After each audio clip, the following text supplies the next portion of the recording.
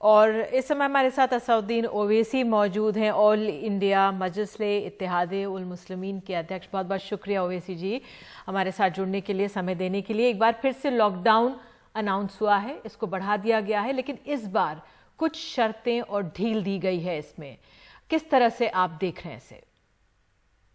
मेरा मानना, मैं शुरू से कह रहा हूं कि लॉकडाउन लीगली तौर पर अनकॉन्स्टिट्यूशनल है।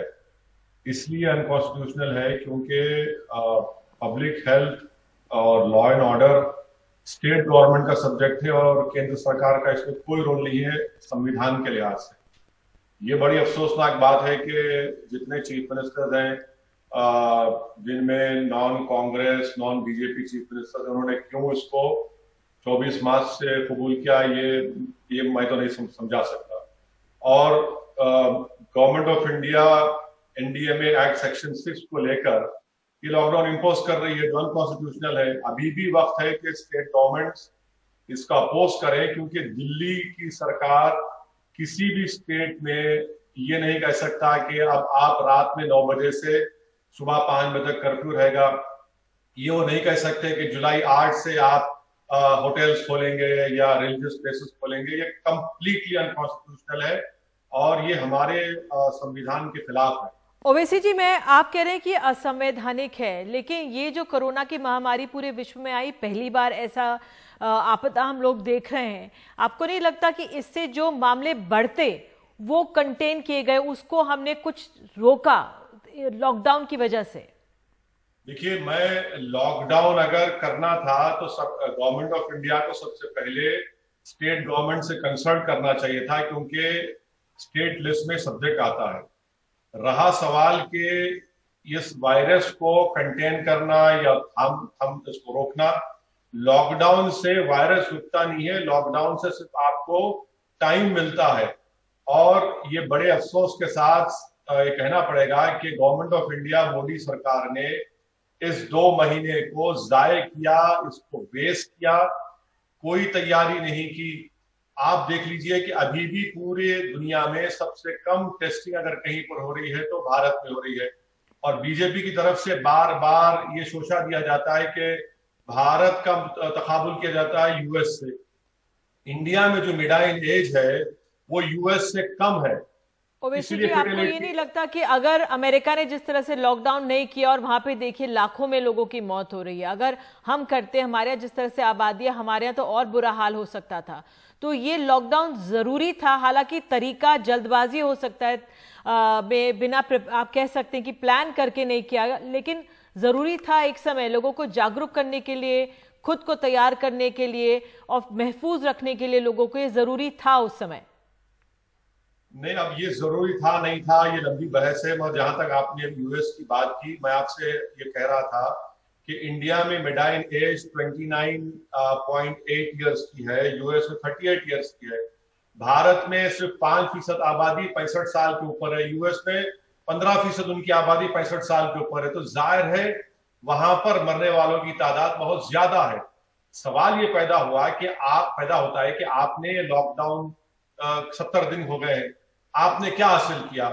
क्या अगर आप 25 मार्च से ट्रेन के जरिए माइग्रेंट लेबरर्स को भिजा देते, जब सिर्फ 530 कोविड वायरस के केसेस हुए थे, आज आप इनको भिजा रहे हैं अपने अपने उनके स्टेट्स को। आप देखिए वायरस बढ़ रहा है, पिछले 5 दिन से 6,000 7,000 केसेस हो रहे हैं। अभी आपने कहा कि महाराष्ट्र में 124 लोगों की अमवात हुई है और फिर आप इकोनॉमी खोलने जा रहे हैं।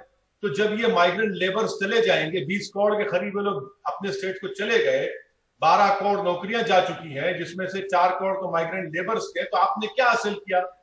आपने क्या हासिल किया? इस सरकार ने क्या हासिल किया? ये सवाल जो हमारे मजदूर हैं, जो हम सबने तस्वीरें देखी और हम सब विचलित हुए, सरकार पर तो सवाल उठता ही है, लेकिन ये तमाम सरकारों, राज्य सरकारों पर भी उठता है। क्योंकि जब रेल सेवा शुरू करने की बात हुई तो ये भी हुआ कि राज्य सरकारें तैयार नहीं थी। राज्य सरकारें और केंद्र के बीच रस्साकशी चलती रही, कौन इनका किराया देगा उस पे चलती रही, लोग प्लेटफॉर्म पे मरते रहे। तो इसका तो दोष तमाम सरकारों को दिया जाएगा या सिर्फ केंद्र सरकार को देंगे आप? मैडम, अगर आप संविधान देखेंगे, संविधान में आर्टिकल 217 शेड्यूल 7 में आइटम 81 है। जो क्लियरली ये कहता है inter state migration and intra state migration. ये तो गवर्नमेंट ऑफ इंडिया, मोदी सरकार की जिम्मेदारी है संविधान के लिहाज से। अब रहा सवाल ये ट्रेन से, श्रमिक ट्रेन से भिजाना, आप बताइए कि ये सरकार कितना झूठ बोलती है कि 9 मई से 27 मई के दरमियान में 85 लोगों की मौत हुई है ट्रेन के अंदर, और वो बदतरीन वाकया झांसी का जिसमें एक लाश एक मजदूर की 4 दिन तक टॉयलेट में पड़ी रही। तो फिर ये किसकी जिम्मेदारी है? यानी लोग पीने के पानी को तड़प रहे हैं, जो 24 घंटे का सफर था वो 70 घंटे ले रहे हैं। तो केंद्र सरकार की जिम्मेदारी नहीं है, किसकी जिम्मेदारी है? फिर ये ट्रेन आप नहीं चला रहे। मुंबई से ट्रेन निकलती है, जाना गोरखपुर एक उड़ीसा चली जाती है, 24 घंटे का सफर, 70 घंटे 80 घंटे उसमें पीने का पानी नहीं। इसी से तो ये जिम्मेदारी सरकार की है। और गवर्नमेंट ऑफ इंडिया, मोदी सरकार, मुझे अफसोस इस बात का है कि आज अपना 1 साल मुकम्मल होने पर इतना बड़ा जोर शोर से जश्न मना रहे हैं। किस बात का जश्न मना रहे हैं लोग? इनको तो अफसोस करना चाहिए था, इनको तो शर्म आनी चाहिए थी। नहीं, प्रधानमंत्री ने, मैं आपसे जानना चाहूंगी, प्रधानमंत्री ने चिट्ठी लिखी और उनकी आवाज भी सुनाई दे रही है। उन्होंने लिखा है कि मजदूरों, छोटे कारोबारियों ने कष्ट सहा है, परेशानियां दूर करने के प्रयास किए जा रहे हैं। प्रधानमंत्री ने कहा है ये बात। प्रधानमंत्री ने एक मजाक किया है भारत के माइग्रेंट लेबरों के साथ। प्रधानमंत्री ने चिट्ठी लिखकर भारत के उन गरीबों से इनका मजाक उड़ाया है जो पिछले 2 महीने से उनके पास खाने को खाना नहीं है। भारत के प्रधानमंत्री ने खत लिखकर अपनी जिम्मेदारी से हाथ उठा लिए हैं, ये कहकर के इतना ये नहीं होना था। अरे आपने जो 20 लाख करोड़ का पैकेज का ऐलान किया, बड़ी धूमधाम से कहा गया कि हमारे जीडीपी का 10% है। मैंने भारत के जितने इकोनॉमिक माहिरीन है उन तमाम के आर्टिकल्स पढ़े, वो तो कहते हैं कि 1.5 भी नहीं हमारे जीडीपी का। आज आप देखते हैं ये तमाम विपक्ष भी सवाल उठा रहा है, आपने ये सवाल उठाया है, विपक्ष भी सवाल उठा रहा है। अब देखिए, तमाम राज्य सरकारें अपनी तरफ से एहतियाती इंतजाम कर रही हैं। अब आज ही जो ढील दी गई है उसमें कहा है कि तमाम धार्मिक स्थल खुल जाएंगे जल्द। हमने देखा ममता बनर्जी ने कहा कि 1 जून से खुल जाएगा। येदियुरप्पा ने भी पहले कहा कि हम प्रधानमंत्री को चिट्ठी लिख रहे हैं। जो तमाम धार्मिक स्थल खुलेंगे, आपको लग रहा है ये ठीक कदम है, इसकी जरूरत थी, लोगों को थोड़ा संतोष होगा इससे?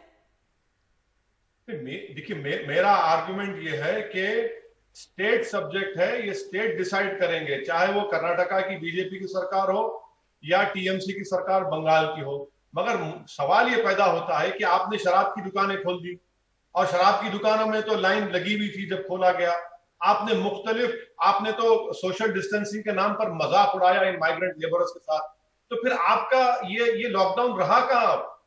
इस 2 महीने में आपने वायरस को तो रोका नहीं, मगर आपने भारत की इकोनॉमी को तो बर्बाद कर दिया। आज 40 साल के बाद आज हमारा जीडीपी 3.1 पर आ चुका है। वो जो 12 करोड़ नौकरियां गई वो तो कभी आने वाली नहीं है। सरकार ये भी कह सकती है, बिल्कुल, और सरकार ये भी कह सकती है कि पूरे विश्व में मंदी है, और सरकार ये भी कह सकती है कि रोजगार तो अब थोड़ा, तभी वो शायद मजबूरी में ये लॉकडाउन धीरे धीरे खोल रही है, और जरूरत भी है। अगर मैं दिल्ली की बात करूं, अब दिल्ली में भी आप देखिए बहुत जरूरी था, आपने शराब की दुकानों की बात की, हमने यहाँ पे भी देखा जरूरत थी, सरकारों को पैसे की जरूरत थी, लॉकडाउन से उनकी कमाई का जरिया रुक गया था, इसलिए तमाम सरकारें जोर दे रही थी, और इसलिए हमने वो दृश्य भी देखे किस तरह से भीड़ लगी। तो ये जरूरत थी, आर्थिक जरूरत थी राज्य सरकारों की, इसलिए ऐसा हुआ। अरे अगर आर्थिक जरूरत थी, अगर आपको पैसों की जरूरत थी तो ड्रग्स को लीगलाइज कर दीजिए, पूरे ड्रग्स को लीगलाइज कर दीजिए, पैसे कमा लीजिए ना। इस एक गवर्नमेंट की सोशल रिस्पॉन्सिबिलिटी कहां गई? अगर आपको आर्थिक या फिर फाइनेंस की जरूरत थी तो कई और तरीके हैं, मगर ये क्या तरीका था? और सवाल ये पैदा होता है कि मोदी सरकार ने स्टेट गवर्नमेंट्स को क्या दिया? 1 पैसा नहीं दिया। मैं जिस आपका क्या प्लान होता अगर आप थोड़ा सरकार को सुझाव देना चाहते, तो क्या देते? अब जिस तरह से सरकार खोल रही है, अर्थव्यवस्था खोलनी है, क्योंकि करोड़ों लोगों की नौकरी जा रही है, तो आप क्या सुझाव देते? मैडम, बात बिल्कुल सही है। अब तो इनके पास कोई चारा ही नहीं है। ये मोदी सरकार का जो अंग्रेजी में कहते हैं ना कि act in haste repent in leisure, अब इनके पास कोई सवाल का जवाब नहीं है, अपने हाथ उठा चुके हैं। ये भारत के आवाम जनता से, भारत के गरीबों से कह रहे हैं कि भाई साहब, मित्रों, अब हम कुछ नहीं कर सकते, अब जीना मरना आपका और आपके खुदा के ऊपर, अब हमसे कुछ नहीं हो सकता है। रहा सवाल क्या करना चाहिए था, हमको टेस्टिंग बढ़ाना चाहिए था, हमको मार्च में ही हमारे माइग्रेंट लेबर्स को भिजाना चाहिए था। अब ये करना है कि ये जो माइग्रेंट लेबर, जो गरीब लोग हैं, सरकार को पैसे देने चाहिए, उनके अकाउंट्स में पैसे डालना चाहिए। कम से कम 5,000 रुपये डालिए ना। $450 बिलियन का फॉरेन रिजर्व है, उसको इस्तेमाल करिए। किस लिए उठाकर रखे? इसी दिन के लिए इस्तेमाल कर रखे ना। हमारे फूड कॉर्पोरेशन ऑफ इंडिया के गोदाम भरे हुए हैं, वहां पर चावल और गेहूं सड़ रहा है। बांटिए ना गरीबों में उन लोगों को। आप स्टेट गवर्नमेंट्स को उनके जो लोन्स हैं उसको डिफर करिए, उनको वेज एंड मींस एडवांस 100% करिए। ये आप काम लोन कर मेला सकते नहीं हैं। लगना चाहिए, आप भी यही कह रहे हैं। कांग्रेस कहती है कि 7,500 रुपए हर के हाथ में डाल दीजिए, आप कह रहे हैं 5,000 रुपए, जो बिल्कुल हमारा निचला स्तर है।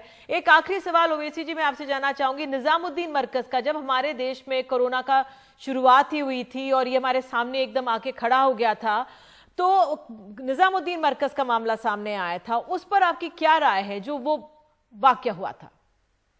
अरे मैडम, देखिए ना, ये बड़ा एक बड़ा ही मुश्किल सवाल आपने कर दिया, क्योंकि मुसलमान, हर किसी टीवी एंकर को मुसलमान दिखता है तो फौरन तबलीगी जमात का पूछते। आप मुझसे ये पूछ लेते कि मीरठ में एक बंदर ने जो ब्लड टेस्टिंग के सैंपल्स को लेकर भाग गया, वो कैसे लेकर भागा? अब ये रहा सवाल के निजामुद्दीन का, ये तो उनकी गलती नहीं है। दिल्ली की सरकार ने क्या रिलीजियस गैदरिंग को रोक दिया था? वैसे ही वैष्णो देवी में लोग फंस गए थे, यहां पर भी लोग फंस गए थे।